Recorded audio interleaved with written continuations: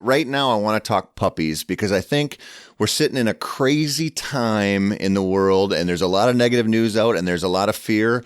And the one thing that will make people happy and maybe give them some escapism is talking puppies. And you're dealing with a litter of Yeah, puppies right now. I am. Yeah, they go home next week.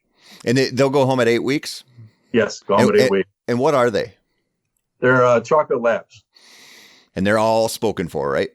Yeah, sold them all. Actually, most of them were sold before she even got pregnant. Yeah. So I want to talk about what people should do because we get hit up constantly about, okay, how do I train a puppy? What should I be doing at 8 weeks, 9 weeks, 10 weeks? But even before that, can we just talk a little bit about what you do as a breeder to give those pups maybe a little bit of an edge socialization wise, or maybe a little bit of an edge training wise? Or is there anything you're doing with your litters to give them a boost before the customer even sees them? The best thing you can do with a puppy is leave it with its pack, with its litter mates and the mom, because they learn more from each other than they do from me at this age. They relate to each other so much better. Where they find their pecking order in the pack, the dominant, the submissive, all of that is learned in the pack at an early age. So leave them alone, watch them. Obviously, you care for them as much as you can, but letting them pick things out or sort things out on their own is the best way to go. Do you think that's tied into how, the overall training of their life? Because you hear people talk all the time about dogs are thinking packs. They're thinking, when you're training a dog, that dog is looking at you like a pack leader, or should I be the pack leader? And do you think allowing those litters when they hit the ground to establish that on their own in the natural way that they would, do you think that informs kind of how trainable they are the rest of their lives? Absolutely. They learn so much from each other, what's acceptable, what isn't acceptable. That's why we wait 8 weeks before the puppy goes home. It's also part of their immune system and things like that. But the longer they spend together, some of the breeders that I know of are letting dogs go home at 12 weeks. There's just that much more that they can learn from each other and from mom. What's acceptable is huge, like the biting and so forth. Mm-hmm. I've seen in this last litter that we just had where we have one that's really aggressive. The other ones will kind of turn their back on it, ignore them as much as possible. The dog learns that that's not acceptable behavior. Yep. So supposedly that's what they learn. What I'm seeing right now is it's really interesting how they develop shoulder bumps and things like that, paws on top of their back or paws on top of their head or things like that. Just subtle things that look really cute to you and I. When you start to pay attention, you realize that dog's showing dominance over the other dog. It's fascinating. I mean, it's a true study. So one that I'm just learning. There's a communication aspect going on there between litter mates and mom from the get-go, and all of these little things we look at and totally, like I would look at and go, oh, they're just pups playing, or that's just puppies being puppies. There's a method to the madness, and there's things going on there that are setting them up. They're learning now, but it's setting them up to learn the proper way the rest of their lives. That's correct. Yeah, I agree with that 100%. That's amazing. So do you think, in your opinion, because I know it wasn't that long ago with sporting dogs where you'd hear people, oh yeah, I got a puppy at 5 weeks or I got a puppy at 6 weeks. And then it seems like we've bumped out to 7 weeks and now 8 weeks is very, very standard. And now you're talking 12 weeks. Do you think we're going in that direction because we're just seeing the benefit of what you're talking about? Absolutely. We're going in that direction. The better the puppy is when it goes home, understanding what behavior is acceptable or not is going to make the new owner, the new mom and dad, if you want to call them, that much more happy with their pup. The pup's going to associate or just kind of, they're going to blend into the family much more easily. Mm-hmm. That's fascinating. You probably find this with every litter you'll have for the rest of your life. Now you'll be paying more and more attention, huh? Oh, every litter you have, you learn something new.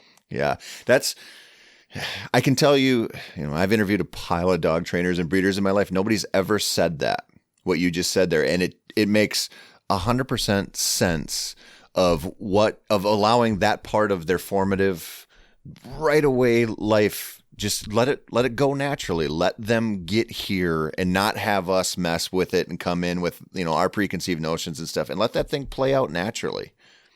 To the point where they come home and they have to blend into the new family.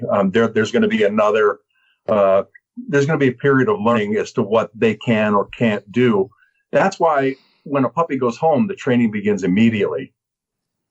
In the litter back here in the kennel, the dogs are all together. They understand what their boundaries are, what mom's going to accept, what their litter mates are going to accept. If we were to take them home and just let them be puppies and do what they want on their own, there's nobody to establish these boundaries, which means the dog becomes, for lack of a better description, wild. Mm-hmm.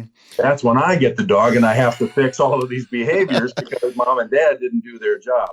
Well, yeah. So basically what you're laying out is allow that dog to develop naturally, but it's going home with somebody. And at that point, it has to find that new normal. You need to become the pack.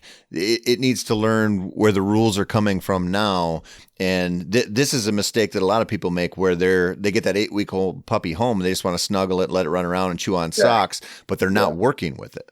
Isn't that cute? Look at what my puppy's doing. Take pictures. Yeah. They forget to socialize the pup. They forget to establish what's okay and what's not okay.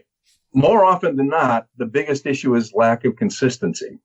What's okay today is okay tomorrow. What's not okay today is not okay tomorrow. You have to be consistent with your commands. A lot of people talk to their dog like you and I are talking right now.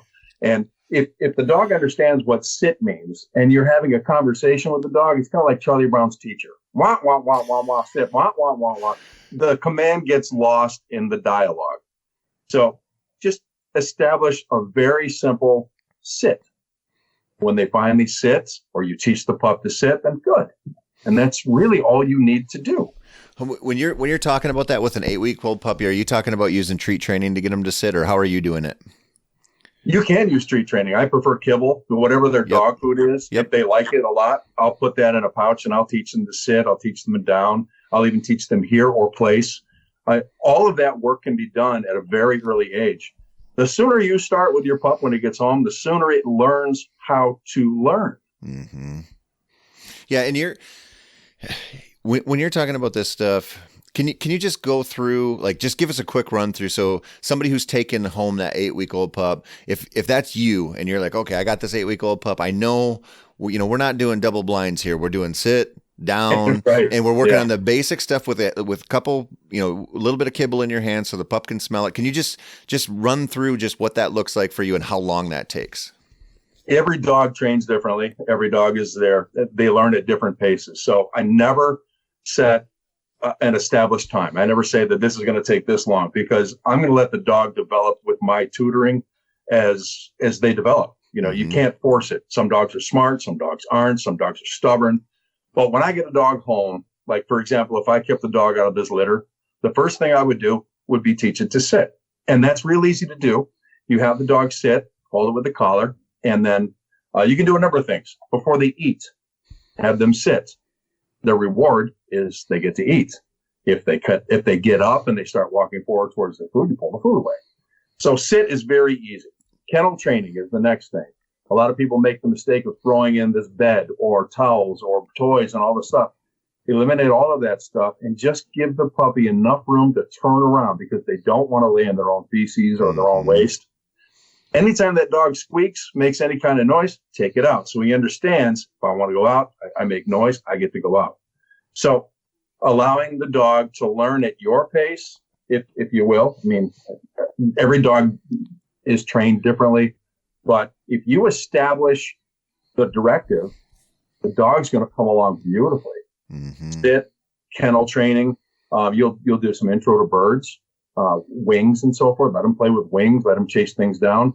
As they get older, when the dog starts to understand what his name is, what's acceptable, what isn't, you can start throwing little bumpers, in a hallway, for example. Close all the doors, toss a bumper down the hall, and bring the dog back. Good pup. That's it. Everything is positive reinforcement at that point. Mm-hmm. Positive, positive, positive all the way. You never yell at the pup if you can help it. If they're barking on a regular basis, so you lose your patience, that happens. It's just a matter of grabbing the snout and just saying no. Put the dog back in the kennel.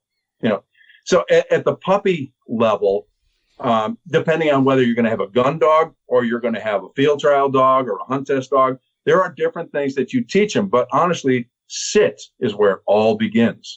Yeah, because it's not. No, I mean, you kind of glossed over this, but it's also the the cornerstone of stay and, the cornerstone of steadiness, which is, Yeah. I mean, the number one thing I hear about from people when they're like, my dog has this problem, it's like either steadiness or related to steadiness somehow. And, in the bird dog world, in the waterfowl world, it's a huge problem. Yeah. Any dog that breaks is an opportunity. There's a chance that dog's going to get hurt. You don't want a dog that breaks. Your strategy is to get that puppy. And so I guess where I want to go with this is people will look at that puppy and think, A, it's not ready to learn, which isn't true. It's been learning since it hit the ground. Day one. And it's actually, you look at it and go, I don't want my dog to work yet. It's just a little baby, but that's actually what it needs. It needs that structure and it needs to be taught to learn, like you said. Without that, you run into these dogs that they don't know how to walk on lead. They don't know their own name. And that's really unfortunate because mom and dad thought puppy was cute. Everything they're doing is cute. Well, now you got a dog that's 3 months old. It's twice the size when it first came home. It's not so cute anymore. The dog's biting the kids. The dog's biting your ankles. The dog's jumping on everything. Now you got a 4-month-old, dog's even bigger, and you haven't done anything to correct those behaviors. It just gets worse and worse and worse. Mm-hmm. Start early. Yeah. It's easiest. Yep.